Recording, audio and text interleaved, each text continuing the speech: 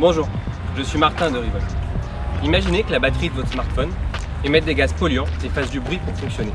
Eh bien, c'est le problème qui se pose aujourd'hui dans le domaine de l'événementiel et du BTP avec l'utilisation des groupes électrogènes. Car l'unique solution, c'est de brûler du diesel dans des machines très polluantes et très bruyantes.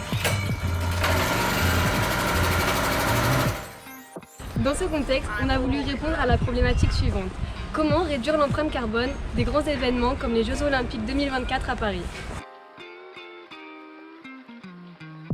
C'est pourquoi on a créé Revolt, une solution de stockage d'énergie hors réseau qui va permettre d'alimenter de grands événements comme les Jeux Olympiques 2024 à Paris ou bien encore des food trucks ou des chantiers du BTP.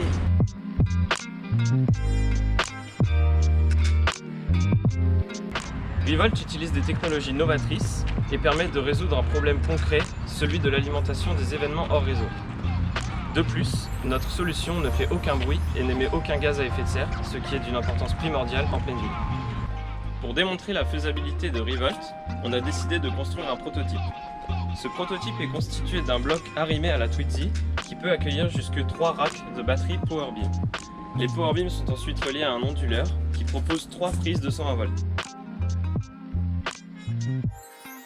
Donc ici, on peut alimenter par exemple une enceinte ou encore une lampe, un ordinateur. Mais si on voulait, on pourrait aussi prendre un PowerBeam, l'emmener avec soi et alimenter tout type d'équipement en dehors de la Twizy.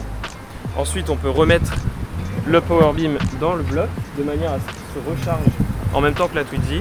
Et de cette manière, on peut alimenter tout un tas d'équipements. Donc ici, voilà, on a la lampe qui s'allume, mais on peut alimenter aussi une perceuse sans fil pour un chantier ou encore un marteau-piqueur ou tout événement de type scène comme avec des enceintes ou de l'éclairage. Le marché est énorme. Il représente plus de 10 milliards de dollars en 2019.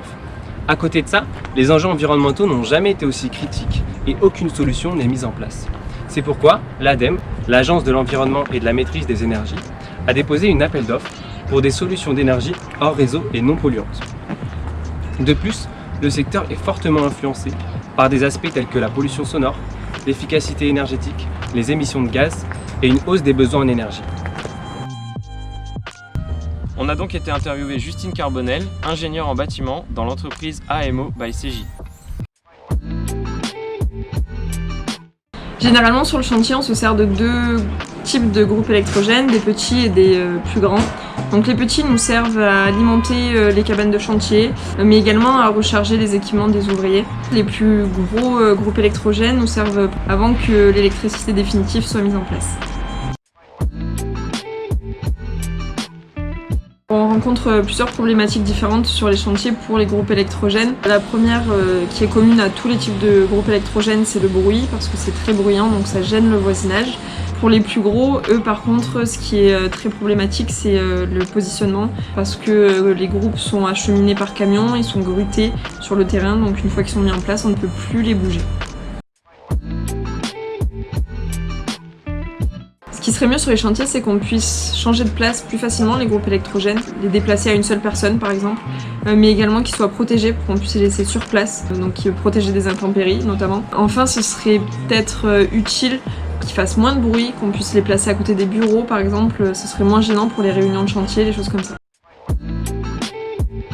Je trouve que les solutions que propose Revolt sont très intéressantes pour les chantiers parce qu'elles proposent des groupes électrogènes qui sont abrités, donc ça permet de protéger nos groupes des intempéries. Ensuite, ils sont silencieux. Ensuite, ils sont modulables et transportables. Donc ça, vraiment, ça permet de s'adapter au fil du chantier, en fait, aux besoins. Et enfin, ils sont respectueux de l'environnement. On sait tous que c'est un enjeu crucial que toutes les entreprises prennent en compte actuellement, et surtout dans le secteur du BTP, qui est un des secteurs les plus polluants. Après avoir sondé de potentiels clients comme Justine dans le BTP ou bien encore des sociétés comme Loxam, Kiloutou ou Cap Générateur avec qui nous avons eu des entretiens, ou bien encore dans la restauration avec Raphaël et son food truck.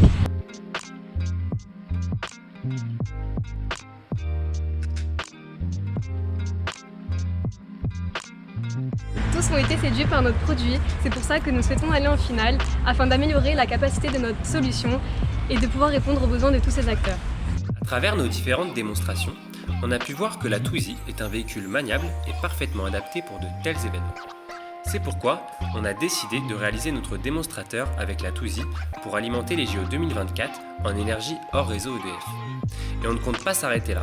Notre objectif à long terme est d'augmenter le nombre de racks et donc la capacité du système afin de l'étendre à la gamme Renault Z2 sur des véhicules comme le Kangoo ou le Master. I've always loved you.